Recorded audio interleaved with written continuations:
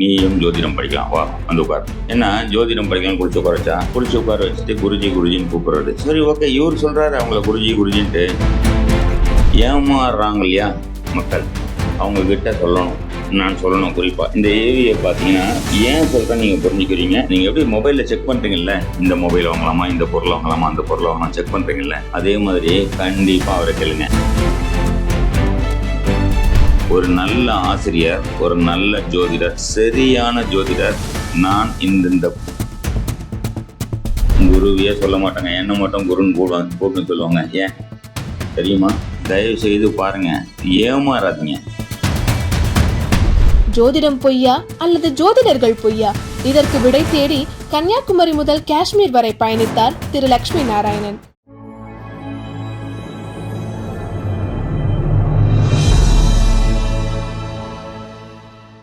நாம் இப்போ ஆன்லைனில் ஒரு பென் வாங்குகிறோம், சோப்பு வாங்குகிறோம், இல்லை எலக்ட்ரானிக் ஐட்டம்ஸ் வாங்குகிறோம். நிறைய பொருள் ஆன்லைனில் இன்றைக்கி நம்ம வாங்குகிறோம் இல்லைங்களா?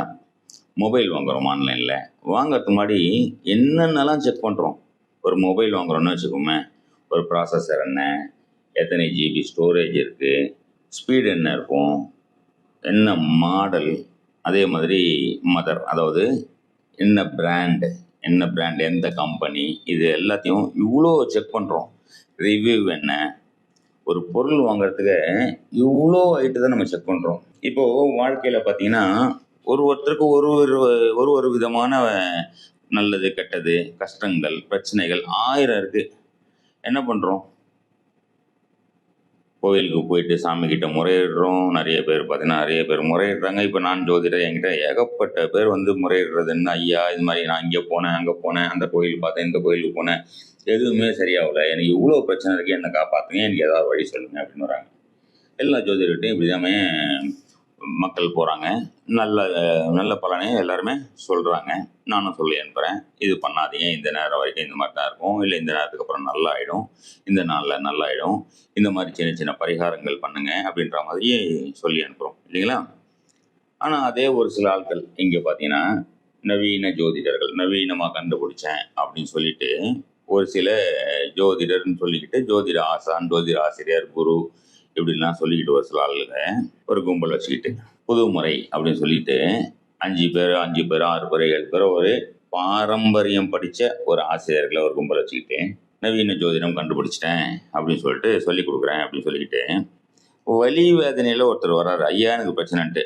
அவங்கள பிடிச்சி உட்கார வச்சு நீயும் ஜோதிடம் படி வாயா அப்படின்னு சொல்லி பிடிச்சி உட்கார வச்சு பலன் பார்த்து சொன்னால் 3000 ரூபாயோட செலவு முடிஞ்சு போச்சு. நல்லதோ கெட்டதோ இதை பார்த்துட்டு அவங்க பாட்டு அவங்க வேலையை பார்ப்பாங்க.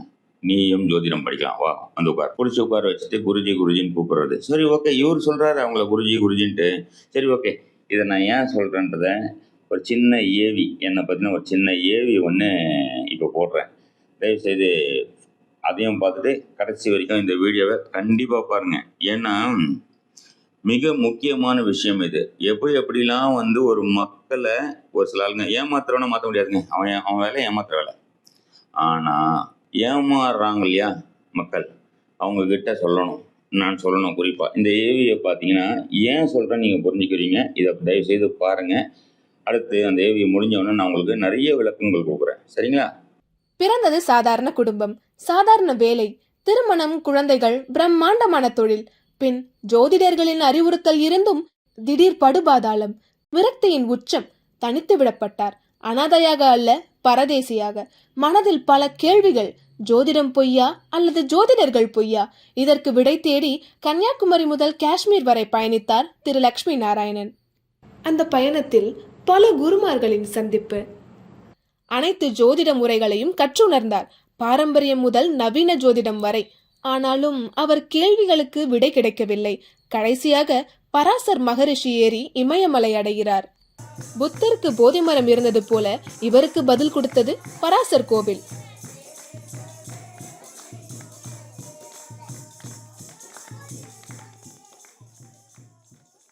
மனித குலத்தின் இயங்குவது யார், இயக்குவது யார் என்ற கேள்விக்கான பதில் கிடைத்தது.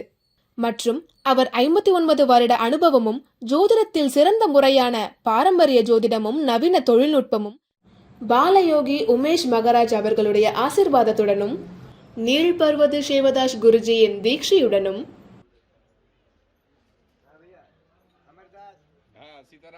जी राम धुन बोला राम धुन। நீம்குரலி பாபாவின் அருளாலும் கிடைத்த ஞானத்தையும் இணைத்து உருவானதே ஆஸ்ட்ரோ நிவர்த்தி.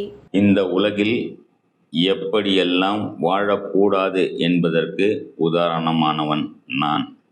ஆகவே எப்படியெல்லாம் வாழுங்கள் என்று சொல்ல எனக்கு முழு தகுதி உண்டு என்று சொன்னவர் நம்மளுடைய கவிஞர் கண்ணதாசன் ஐயா அவர்கள். அதே மாதிரி இந்த ஏவியை பார்த்துருப்பீங்க.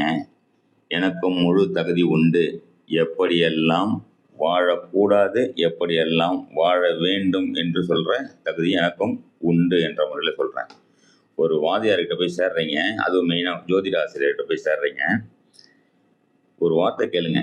நீங்கள் எப்படி மொபைலில் செக் பண்ணுறீங்கல்ல, இந்த மொபைல் வாங்கலாமா, இந்த பொருள் வாங்கலாமா, அந்த பொருள் வாங்கலாம் செக் பண்ணுறீங்கல்ல, அதே மாதிரி கண்டிப்பாக அவரை கேளுங்க. ஐயா உங்களுடைய குரு யாருன்னு கேளுங்க. உங்களுடைய குருன்னு யாருன்னு கேளுங்க. என்னை மட்டும் குருன்னு போட்டுக்கோன்னு சொல்கிறீங்க, உங்களுடைய ஒரு சில லெட்டர்ஸ் எனக்கு முன்னாடி போட்டுங்கன்னு சொல்லி எல்லாம் சொல்கிறீங்கல்ல, உங்களுடைய குரு யாருன்னு கேளுங்க. சொல்லியிருக்காரா இது வரைக்கும்? ஒரு நல்ல ஆசிரியர், ஒரு நல்ல ஜோதிடர், சரியான ஜோதிடர், நான் இந்த குரு கிட்ட படித்தேன், இத்தனை முறை படித்தேன் அப்படின்னு சொல்லுவாங்க.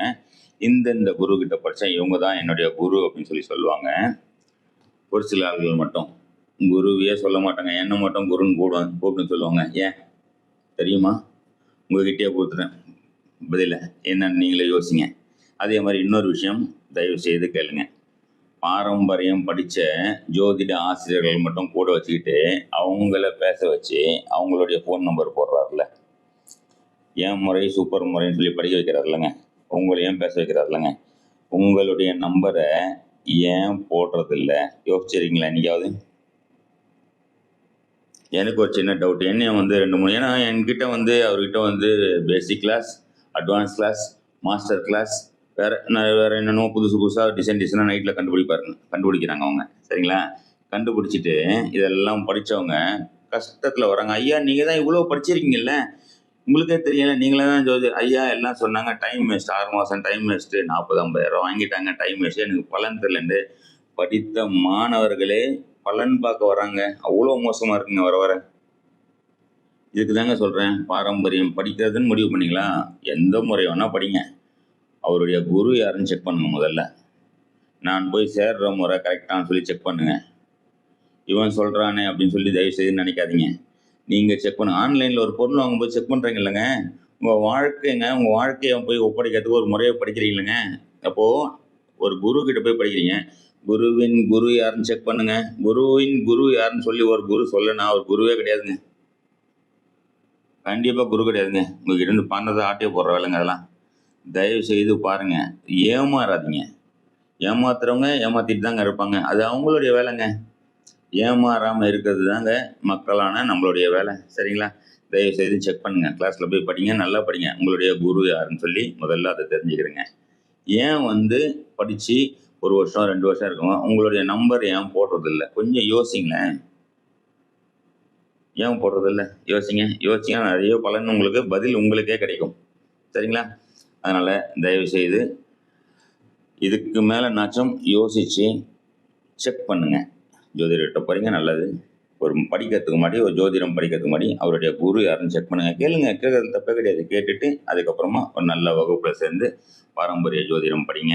எனக்கு தெரிஞ்சு நான் ஓப்பனாக சொல்கிறேன், பாரம்பரிய ஜோதிடத்தில் இல்லாத ஒரு விஷயமே இல்லைங்க. ஏன்னா நான் ஏன் இதை திரும்ப இதை சொல்கிறேன்னா, நான் ஒரு 10 முறை படிச்சிருக்கேன், 15 முறை ஜோதிட முறை படிச்சிருக்கேன், இந்தியா ஃபுல்லாக சுற்றிட்டு நிறைய முறைகள் படிச்சிருக்கேன். எல்லாத்துக்கும் எந்த முறைக்கு போனாலும் பாரம்பரிய ஜோதிட முறை ஒன்று தாங்க சூப்பர்.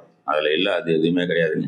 அது சூப்பராக இருக்கிறதுனால தானே பாரம்பரிய முறை ஜோதிட படித்த ஒரு வாதியார் இவர் வச்சுன்னு அவங்க மூலியமாக வண்டி ஓட்டிகிட்டு இருக்காரு ஒரு சில ஆளுங்க. இங்கே நான் தனிப்பட்ட யாரையும் இங்கே குறை சொல்லலை, நீங்கள் ஏமாறாதீங்கன்றதுக்காக இதை பற்றி சொல்கிறேன். சரிங்களா மக்களே? இதுக்கு மேலேனாச்சும் புரிஞ்சுக்கிட்டு சரியான ஒரு ஜோதிட ஆசிரியர், அவருக்கு குரு யாருன்னு அவர் வாயால் சொல்கிறாரு பார்த்தீங்களா, அந்த மாதிரி ஆளுங்கக்கிட்ட சேர்ந்து படித்து உங்கள் வாழ்க்கையை நல் வாழ்க்கையாக ஆக்கிக் கொள்ளுங்கள் என்று கூறி விடைபெறுகிறேன். ஜெய் ஸ்ரீராம்.